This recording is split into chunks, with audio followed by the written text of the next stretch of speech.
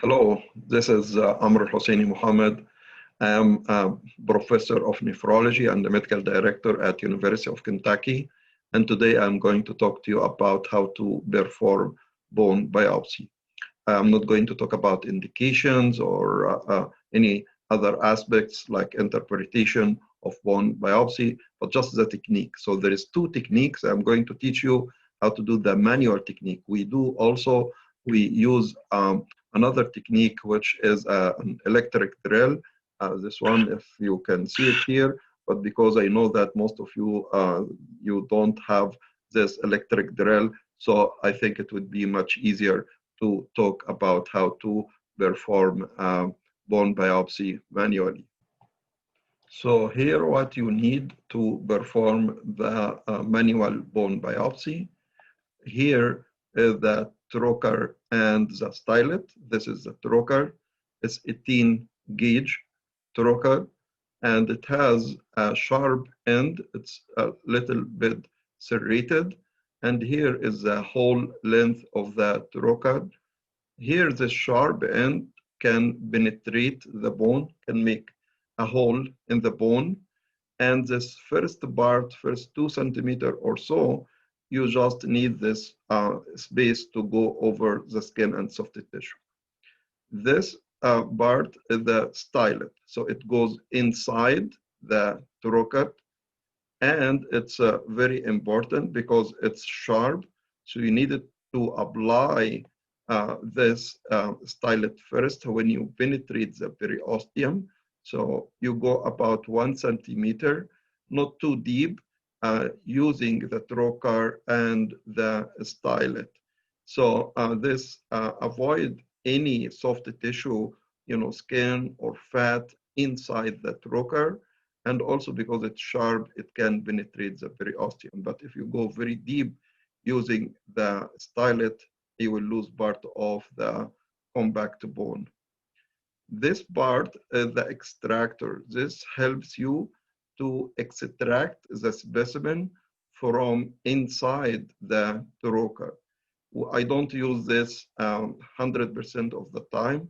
Sometimes I do, especially if the bone specimen is hard and can be removed from inside. But if not, I just avoid using it because if you apply some pressure, you can lose the specimen inside the bone. So you have to use it gently and don't apply force on it. The last part is this. This is a probe. This helps you to understand exactly what is the length of your specimen inside the bone before taking it out, because it has measures on it. So you can check how much did you take out of the bone, how much specimen you have inside the bone. And as you see, its length is longer than the trocar. So if you are, about centimeter or 2 centimeter, this means that you didn't get any bone. So you have to measure starting from this mark. So this mark is about centimeter from the end. So whatever the length you have inside the bone is the length you have after this mark. So here is another mark. So that's 1 centimeter specimen, 2 centimeter specimen, 3 centimeter specimen, and so on and so forth.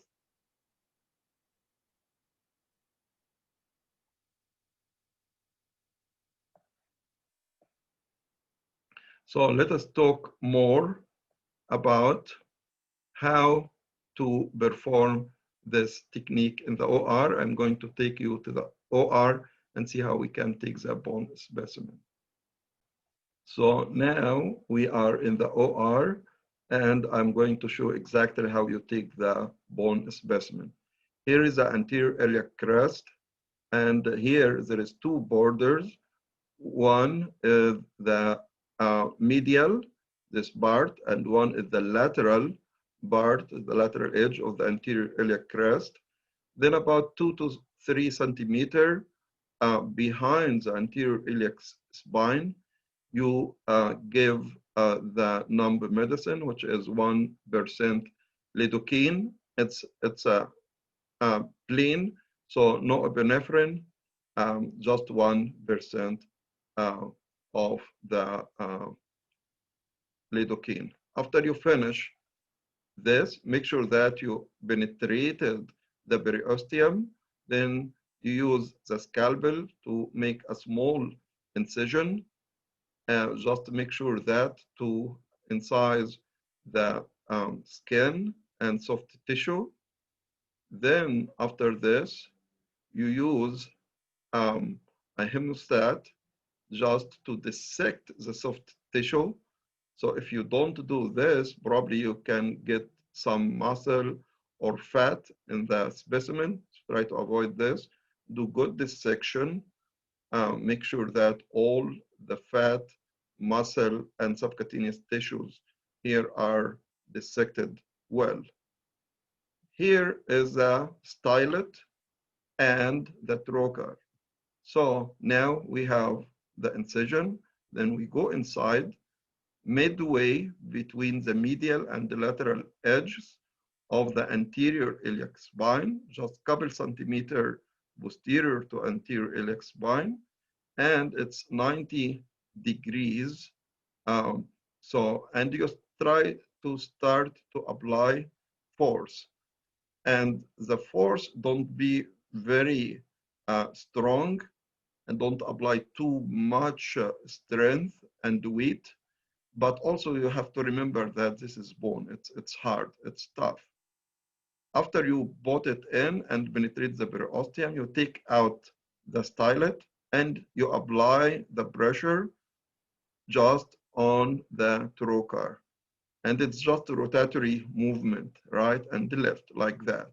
Yes, now you are entering the bone, and there is a bone specimen start to be collected in the trocar.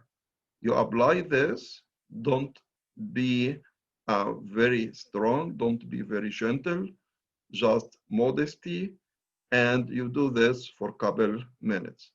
Then use the probe to estimate how much the length of the specimen. Then you do this till you are satisfied that you have at least a couple centimeters of bone biopsy. I usually use my left hand to protect and to make sure that the trocar is in the right position and doesn't move out of the bone. Then I apply the force by my right hand because I'm right-handed person. I do this and keep going, apply more force. Usually it takes at least a couple minutes. And sometimes if my right hand get tired, I use my left hand as well. So I can alternate between my right and left hand. Here we are, we have very good progress here after a couple minutes. And we got, I think, good specimen. But what we need to do is to examine how much exactly we got from the specimen. So both the probe, and you will see now the specimen, yeah, it's about 4 centimeters or so. Then we are good. We just need to take out the specimen. Make sure that you need to disconnect the specimen from inside the bone. So you do this, either you move the trocar anteroposterior or rotatory. Don't do it medial and lateral. You can fracture the hip. So don't do the medial and lateral, just use anterior posterior approach or rotatory movement. And now, after disconnecting the specimen, we use the extractor. I will show you how to get the specimen out using the extractor and also without using the extractor. Here we do also rotatory movement without applying any force. And you see here, that's beautiful specimen. It's very nice, and it has bone, cortical bone and cancellous bone. So the outer layer is a compact or compact bone, and the inner layer is the cancellous bone. And you can see it now. It's in the hand of my nurse. Looks very beautiful. What we do after this, we put it in 100% ethanol, and this specimen can be saved in this 100% ethanol for a couple of days before our pathologist start to process the specimen. So I usually take two cores. So this is the first one. And after putting it in the 100% ethanol container, make sure that there is a label with the patient name and the medical record number and date of birth on the container. Then you put it straight here. And after this, I try to take another specimen to make sure that both are good specimens. So now I'm taking the second bone specimen just to make sure that I have good representation of the bone, both the cortical and the trabecular, the cancellous bone. So I try to create another hole, either on the anterior or posterior part of the anterior iliac crest. And I start by going, by the trocar and style it, then take out the stylet after penetrating the periosteum and apply the same technique, apply the same force on the trocar. Sometimes it's hard to take out the stylet, but make sure that to do forcible traction while your left hand is maintaining the trocar in the bone. So you apply that, and you keep checking the length by using the probe. You can also alternate your right and left hands, and after getting enough specimen, you will, this time we will take out the specimen without using the extractor, okay? Here, we have to be more careful, we have to try to disconnect the specimen from the bone. So here, anterior, posterior, and also rotatory movement, again, not medial and lateral.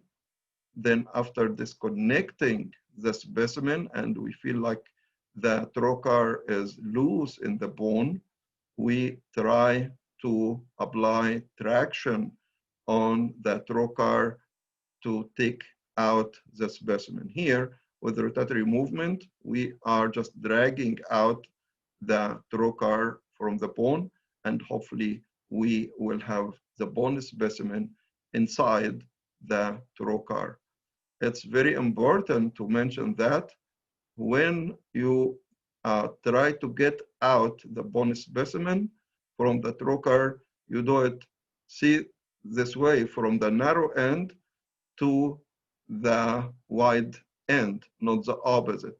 So use a probe and you try to pass the probe from the narrow, sharp end to the handle, to the green handle. And here we have very good specimen. And we have also some bone marrow by the end of the bone biopsy. So the first part is a compact bone or the cortex, then the rest is a cancellous bone.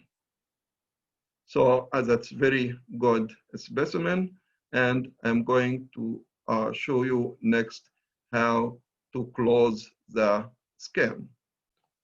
So some surgeons, they use gel foam to close the holes, but personally, I don't use any gel foam. After taking out the specimen, I just take one stitch, and here, this is how we close the incision. So we go from the outer layer to the inner, taking out not only the skin, but also the subcutaneous tissue. And because this is very small incision, we don't invest in absorbable sutures. We just do this one stitch, then we can take it out after 7 to 10 days. Other thing we can do is now we are, especially in non-obese patient, we can use a glue, a skin glue, instead of suturing the skin, because it's very small incision anyway. So it's up to you. You can just suture, using one suture, or one stitch, or you can glue the skin. Then after finishing, suturing the skin, you need to apply an iPad, then a Tegaderm. So we clean the skin first using sterile water or saline, and take out all the betadine. Make sure that it's the incision is clean and dry. And after this, we apply some local antibiotic like Visitracin. Then we apply the iPad, either using one or two iPads. Then we put the Tegaderm. When you put the Tegaderm, try to stretch it a little bit here on top of the skin. Then apply force and take out the paper cover of the Tegaderm. Then we don't usually give antibiotics. The only reason that we give antibiotic if the patient have valvular, artificial valve or a prosthesis or something, implants. But if the patient doesn't have any artificial prosthesis, we don't give, routinely any antibiotics. And 7 to 10 days after that, we can take out the stitch. I will end up here, and if you have any question, you have my email address, amr.el-husseini.moh@uky.edu, and thank you for your attention.